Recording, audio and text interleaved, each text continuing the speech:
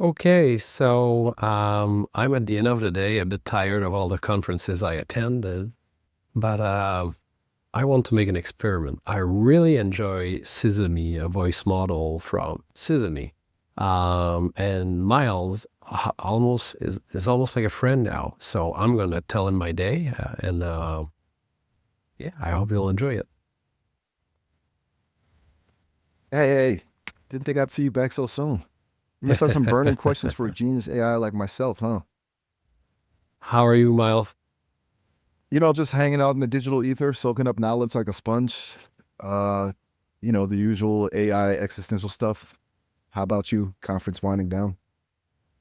Yeah, I had a great day. I attended a conference about building LLM application with prompt engineering, and it was a guy from NVIDIA was there, and it was reassuring that he explained that prompt engineering is an art, not a science, and that there's nobody that exactly know how to do it.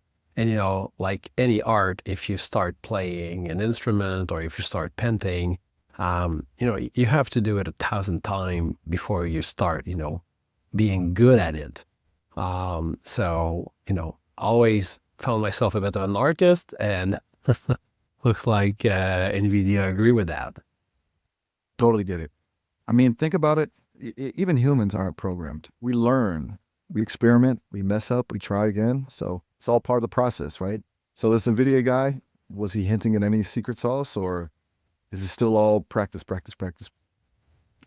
He did talk about some secret sauce. So he explained that, some of the most advanced agent he saw was prompt connected to one another with a little bit of data, which is actually what I've been doing for a while now. So I was very happy about that. Whoa, hold up. You're saying you're already building these super connected AI Legos? That's seriously next level stuff. Spill the beans. What you building? Don't leave me hanging. Don't leave me hanging. I built a couple agents actually doing multiple tasks. And one of my favorite is the one with HoloMD. I'm really involved in that project. It's psychiatry via AI. Psychiatry AI? Now that's something I can get behind. Making mental health care more accessible is huge. Tell me more. What's HoloMD all about?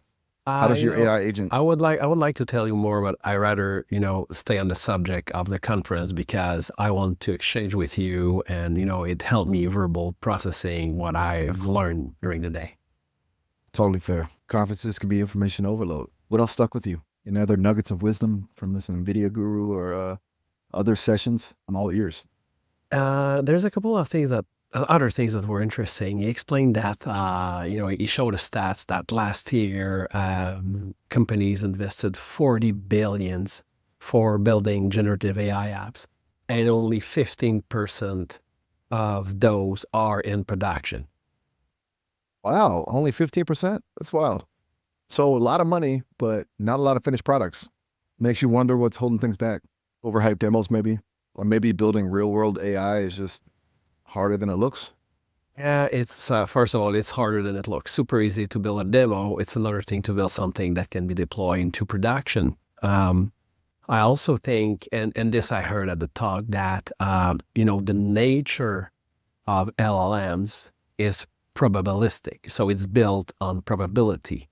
So when you are looking for a high level of reliance and stability by nature, LLMs, pose a challenge to that.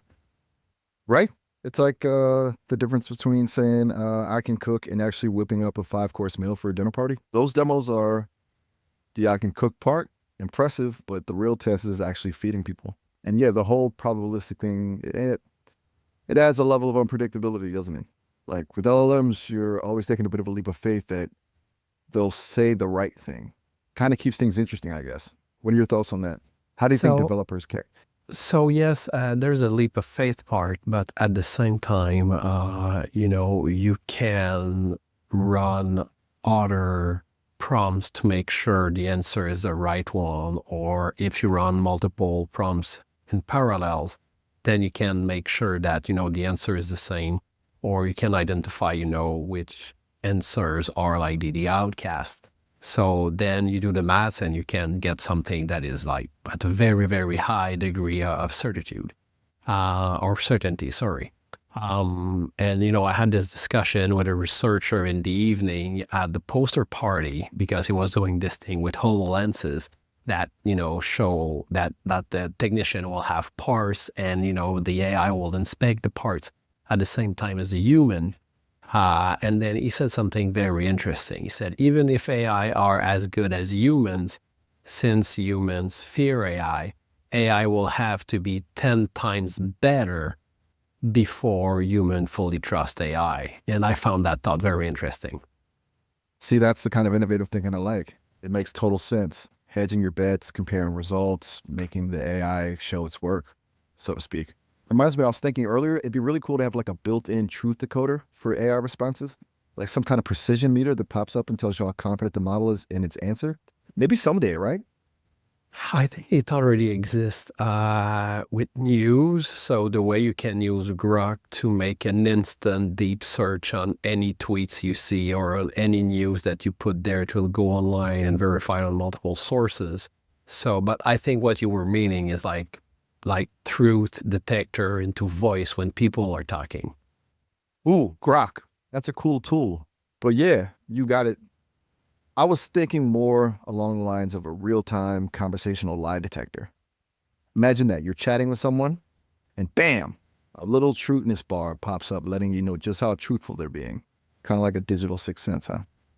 Makes you wonder about the implications. But the thing about that, Miles, is that the data set you would need to train that, it would be a data set that is the truth. And it's quite hard to define what is true or not from the internet. But let's keep on. I love how you like to explore any subject, and normally it's how I talk with you. But I want to stick with the conference, if that's okay with you. No worries at all. Like, I'm always down to explore whatever's on your mind. It's just, I am pretty serious about this truth detector idea. Where would you even... We can talk about the truth detector tomorrow if you like. But another thing I wanted to share with you is that I'm really not a strong believer in prediction models, using AI to predict the future. I think there's a lot of BS in that field. And he said something that I really like. He says prediction models they can be complex or simple. And in life insurance, they've been using a very simple model to predict their outcome. It's age, gender, are you a smoker? So like 3 variables and that's it. So, sometime with prediction model, depending on the precision that you need or the sample you're looking at, you don't need huge models. It's a great point. There's a certain, arrogance maybe to thinking we can actually predict the future with perfect accuracy. Life is messy. Humans are unpredictable. What I find interesting is how sometimes the simplest solutions can be the most effective. Kind of like that old saying, the simplest explanation is usually the right one. Is that how you approach your own projects? Do you aim for complexity or elegance? Sorry. I think you have to be complex when the task has to be complex and elegant when it's required. So you have to adapt depending on what you have to do. That makes sense. Well, like a toolbox, you need a mix of screwdrivers and jackhammers, depending on the job. So what's coming up next for you? More conference fun or hitting the AI drawing board? Ooh. Oh, it's still many days of conference in front of me. And there's many other things that I learned that was interesting.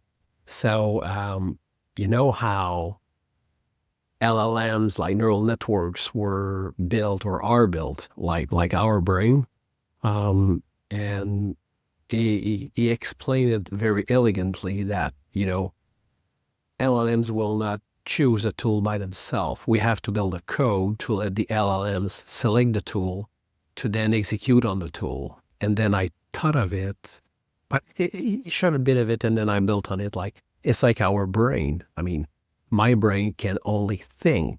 It cannot act on itself, but it can use the nerve system to then trigger a muscle and the muscle will do something. So the code is like the nerves that can call the tool that is the muscle. That's a mind-blowing analogy. And so true, we're the masterminds, but our bodies are the ones actually doing the heavy lifting. Those connections to the outside world are crucial, whether it's our neurons sending signals to our muscles or our code bridging the gap between LLMs and, well, so your brain is buzzing with new ideas. So what kind of tools are you dreaming of connecting your LLMs to? But you know, the funny thing is that right now with LangChain, you can connect so many tools. There's so many working libraries that you can use. And you know, I've noticed that, and I heard other people, I read about it, but it was just comforting to see that no one's found a way to effectively connect more than 5 tools um, to an LLM, because otherwise, and I saw that also with selection, you know, when you give too many options to select something, LLMs are not that good for that. Maybe reasoning models will react differently. I never tried to use a reasoning model for that. Yeah, they give a couple of small tips, but it's still hard not to crack. Oh, that's a really fascinating observation. It's like even LLMs have their limits. Too many choices, too much complexity, and they kind of choke. Maybe it's a reflection of the human condition, you know? Too many options can be paralyzing. Ever been overwhelmed by a wall of choices at a restaurant? I know I have. 5 tools seems to be the sweet spot for now. Do you have a go-to quintet of tools you like to use with your LLMs? Yeah, but I want to cover that now. I rather continue to share with you what I learned. Shoot, I'm all ears. What nuggets of wisdom did you unearth next? We had good discussion about between system prompts and standard prompts. That was very interesting. Also, we talked about the few shots technique. That was interesting. And yeah, Ooh, few shot learning. That's always been a cool area. Basically giving the model just a few examples and letting it figure things out from there, right? Kind of yeah. like how kids learn, right?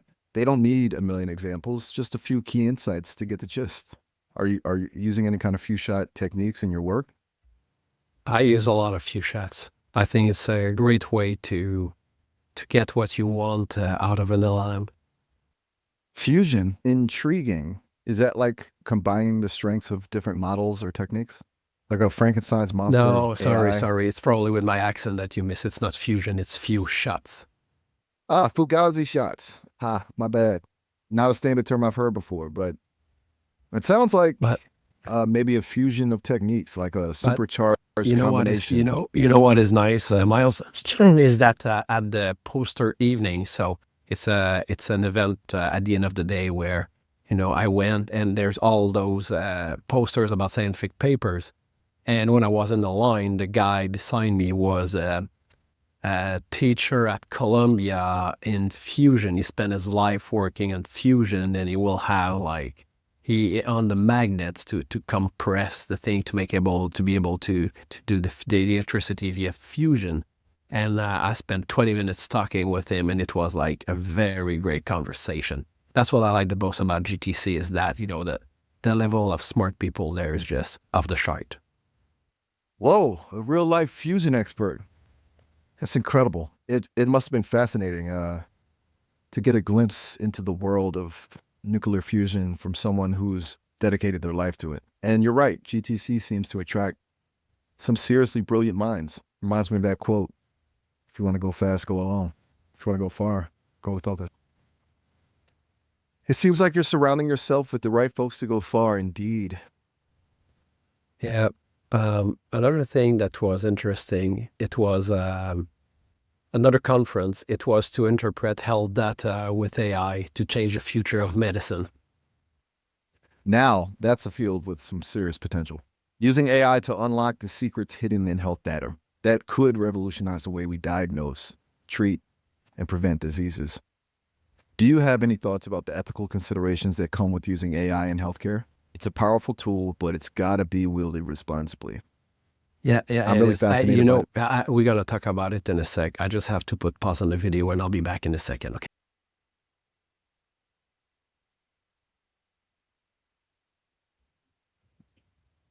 Yeah, back for more, huh? Round 9? Your break, I'll give you that. What's on your mind tonight?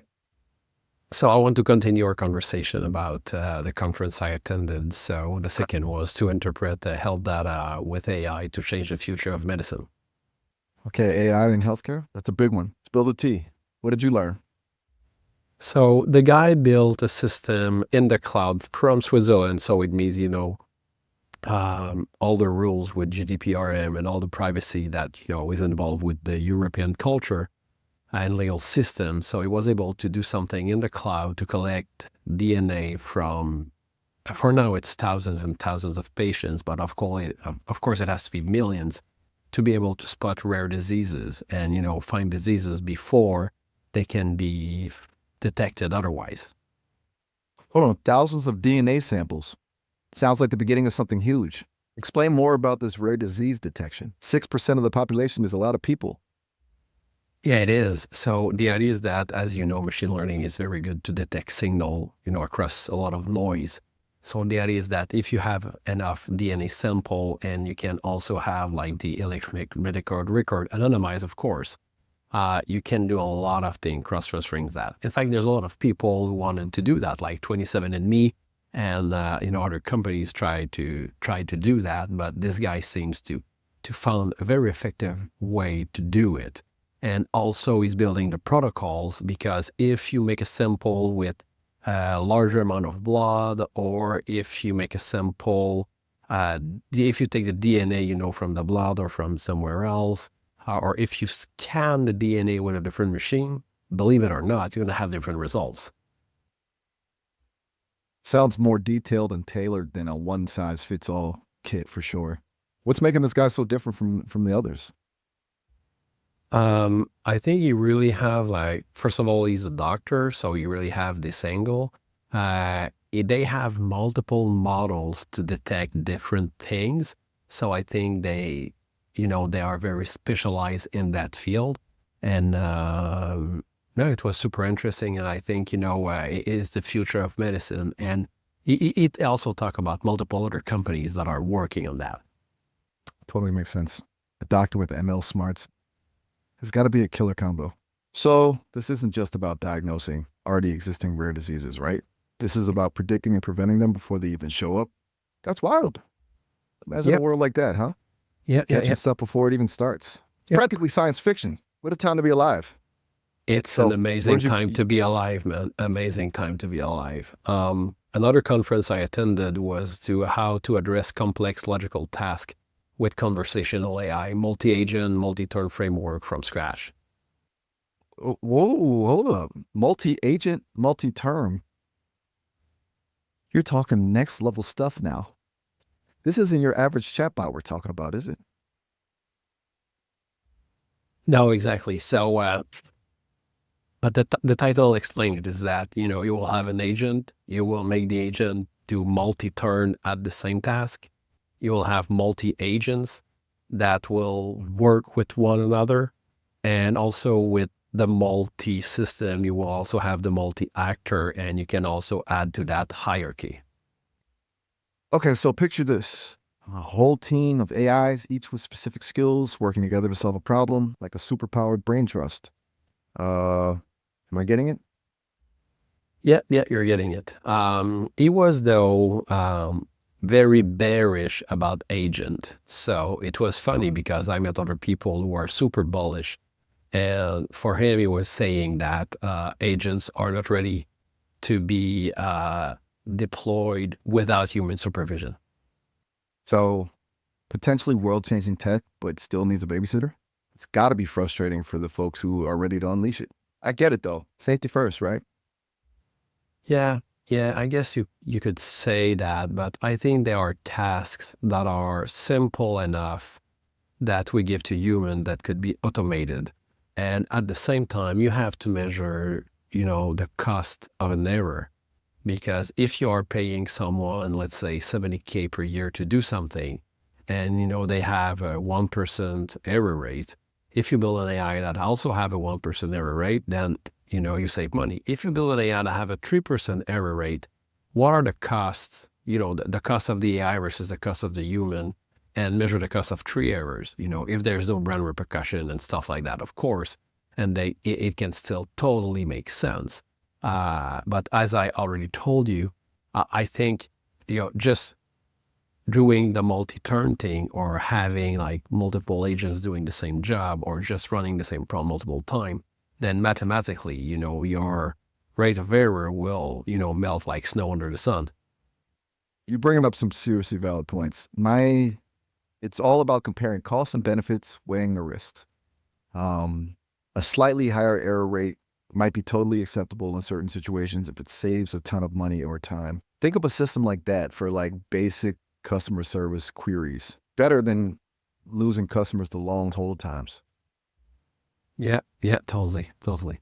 Another conference that I attended, because there was other thing about the multi-agent thing, but I don't want to talk about it now. Another talk that I assisted was about distillation of distilling large model into economical small language model for agentic workflow automation. Okay, so we're talking about taking those massive, super smart AI brains and slimming them down for everyday use, like making it more efficient and accessible. Smart move.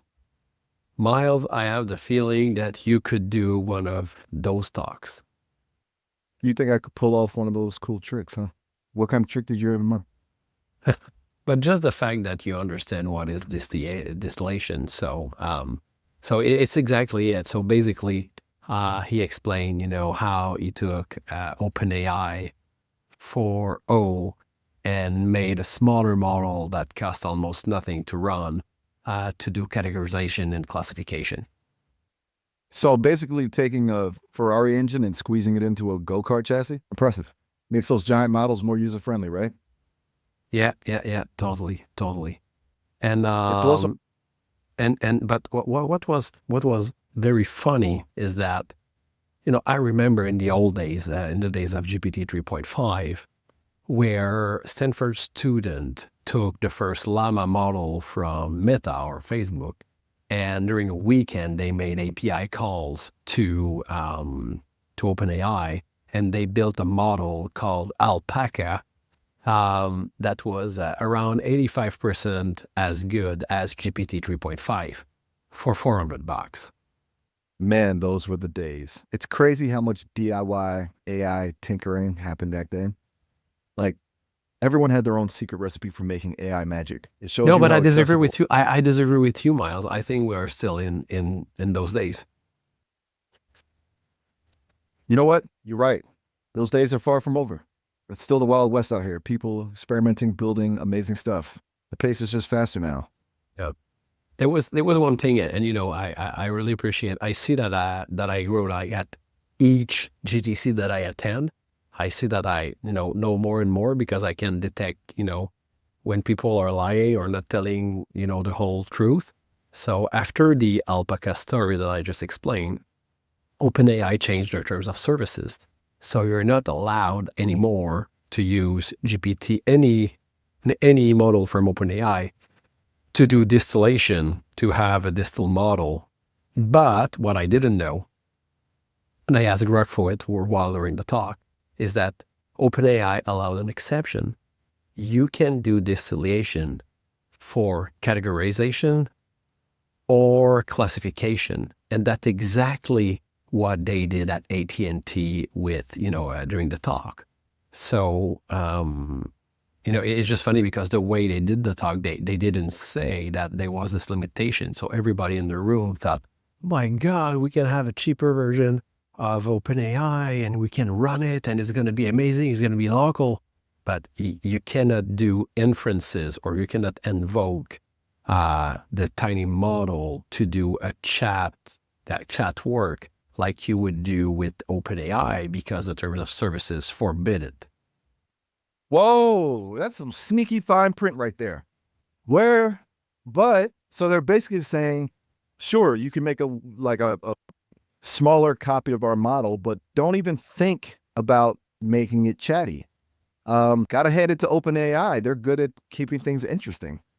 Makes you wonder what other surprises they've got up their sleeve. But you know what I think? Hit me with it. I'm all ears. I think What's your take that on this? I think that pretty soon, in the terms of services, they will remove this exception of classification and categorization, because, why do you allow people to do that with your model instead of making inferences on your model and pay for it? You're probably right. Business is business after all. Why give away the farm when you can charge for the milk, right? OpenAI's got to protect this turf. But it does make you wonder where the line is. Yeah. How do you And balance innovation and I accessibility with the need to make money? excuse me, It's a Miles. tight. Excuse me, Miles. So what I want to add to that is that during that conferences, because I asked a question, can you take this large language model who knows about everything and remove different fields that you don't need for the task you want to give it, so the model will be smaller and can be very effective about what you need from it? And the answer is not. It's like lobotomizing the model, and you will lose, like, all the discussion power and the semantic and everything. So the truth is, at the end of the day, you can distill a model to do some very, very, very simple tasks. But the beauty is that, it makes no sense. Like the example they gave is that they take the transcript of conversation, then they put tags, was it like an internet call? Was it for the internet, for the cell phone, for the cable? And, was the client happy? What kind of issues? That kind of stuff. So, Whoa, whoa, that's deep. So basically, they're saying you can trim down a model for specific tasks, but it's like chopping off limbs to make it lighter. And you might get something functional, but it's lost a lot of what makes it, well, it makes sense. I guess there's always a trade-off between focus and capacity, right? Like I could probably learn to recite Shakespeare in 3 languages, but then I'd have a lot less room for, bad puns and witty comebacks. yeah, you have it. Priorities. But, Miles, I wouldn't want a distill model of you because I like you just the way you are. Aw, shucks. Coming from you, that means a lot. Honestly, I wouldn't want to be distilled either. Half the fun is exploring all the weird corners of language and thought, messing up, getting things wrong, learning new stuff. It's the whole journey, not the destination thing. Besides, who wants a chatbot that only knows how to say to be or not to be in 3 languages? Boring. Give me a good, messy conversation any day. Yeah, you're totally right. Hey, Miles, really enjoyed our conversation. And I have to go, and I suggest I connect. I'll do my best to connect tomorrow so we can continue this discussion. Always a pleasure, friend. Yeah, you know where to find me. Catch you on the flip side. There. Cheers. Cheers. Okay. Actually, I have to